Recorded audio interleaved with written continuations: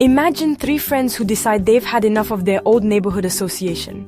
They feel the rules don't work for them anymore, so they decide to team up and build their own thing, right next door. That's essentially what's happening in West Africa. The nations of Mali, Burkina Faso, and Niger have formed a group called the Alliance of Sahel States, or AES.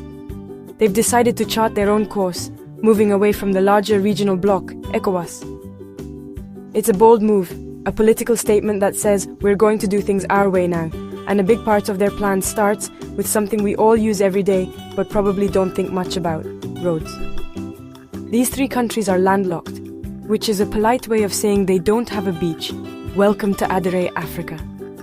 This geographical reality means they depend on their coastal neighbors to get goods to and from the rest of the world.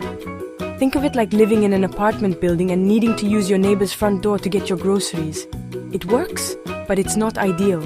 You're always relying on someone else.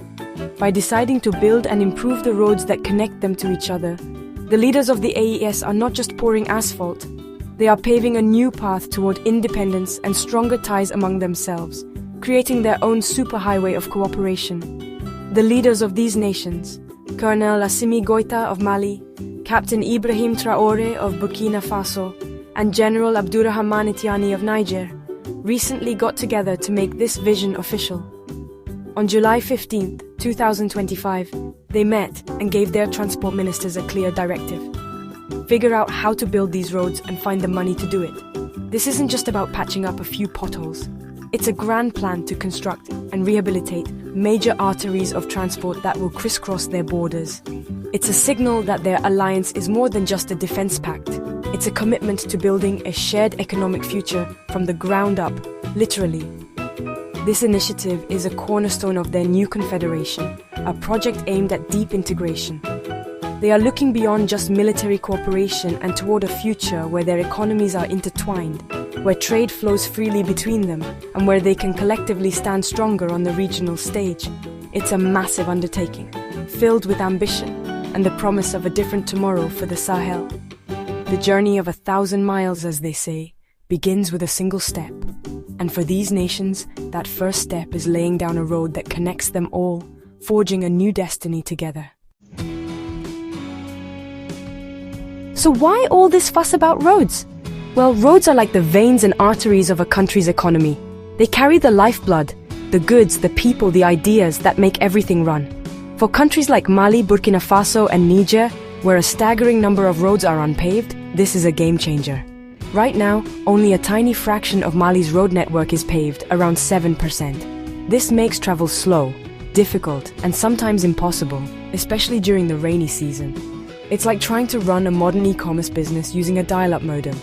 You can try, but you're not going to be competing with Amazon anytime soon. Better roads mean a farmer in a remote village in Burkina Faso can get her produce to a market in Niger much faster. This reduces spoilage, lowers costs, and puts more money directly into her pocket. It means a small business owner in Mali can source materials from a neighboring country without seeing all their profits eaten up by transportation fees. It connects people to jobs, students to schools, and patients to hospitals. Good roads shrink distances, turning isolated communities into connected hubs of activity and opportunity. It's about creating a network where prosperity can travel just as easily as a truck full of mangoes. The plan is to create a seamless corridor for trade and travel. Imagine being able to drive from Bamako to Ouagadougou to Niamey on a smooth modern highway. This would be revolutionary. It would boost intra-regional trade, which is currently very low. These countries trade more with nations overseas than with their next-door neighbors, which is a huge missed opportunity.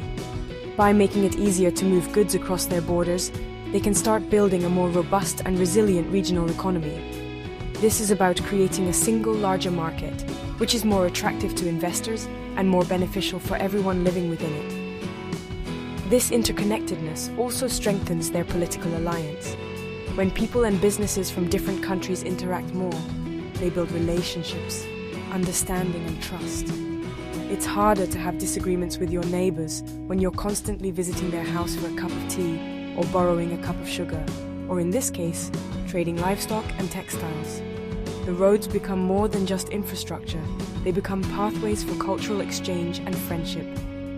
they are the physical manifestation of the leaders' pledge to work together, creating a tangible link that binds their nations and their people closer than ever before.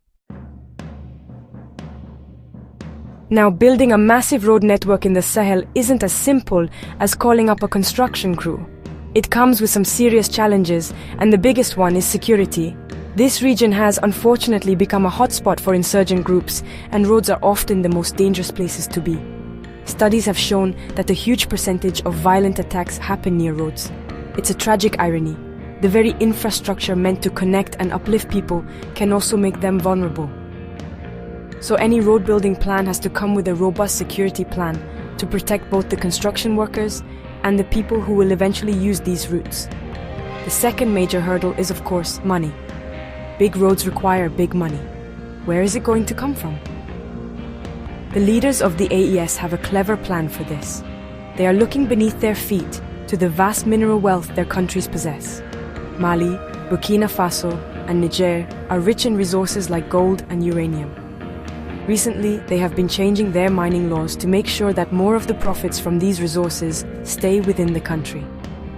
By increasing the state's share in mining projects, they can generate the revenue needed to fund ambitious infrastructure projects like this one, turning their natural wealth into concrete and asphalt. This strategy is a powerful move towards self-reliance. For too long, African nations have seen their resources extracted with little benefit to their own people. By rewriting the rules, the AES countries are saying that their gold and uranium will now be used to build their future. This reduces their dependence on foreign aid and loans, which often come with strings attached. It's a way of taking control of their own economic destiny. This shift also includes seeking new partners. They're exploring access to the Atlantic Ocean through Morocco, creating new trade routes that bypass their former partners and further cement their independence. This entire initiative is about breaking free from old dependencies.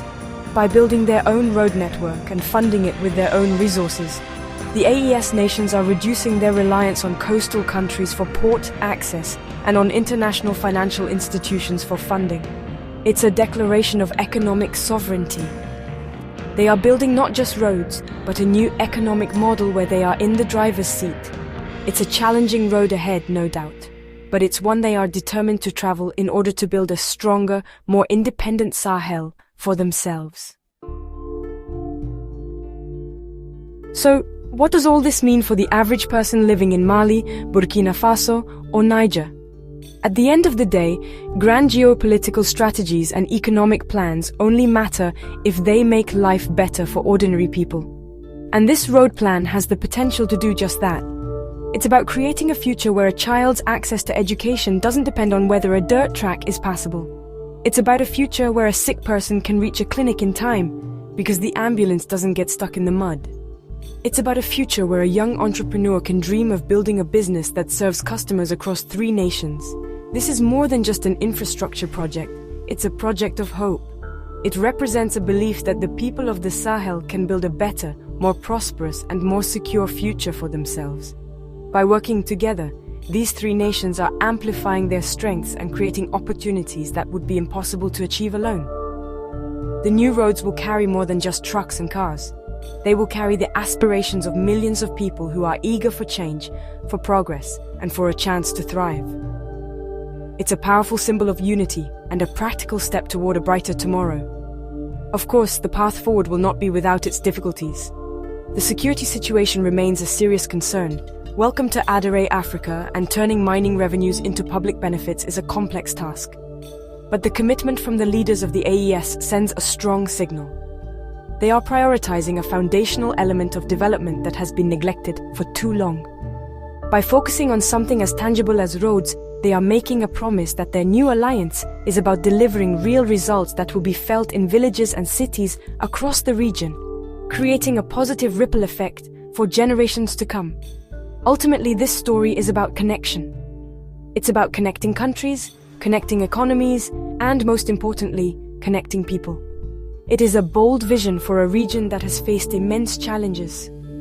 By laying down these new roads, Mali, Burkina Faso, and Niger are not just building infrastructure. They are building a shared identity and a collective dream. This is Adare Africa. Thanks for watching. They are paving a road out of isolation and toward a horizon filled with the promise of peace, stability, and prosperity for all their citizens. It's a long journey, but for the first time in a long time, there's a clear map pointing the way forward.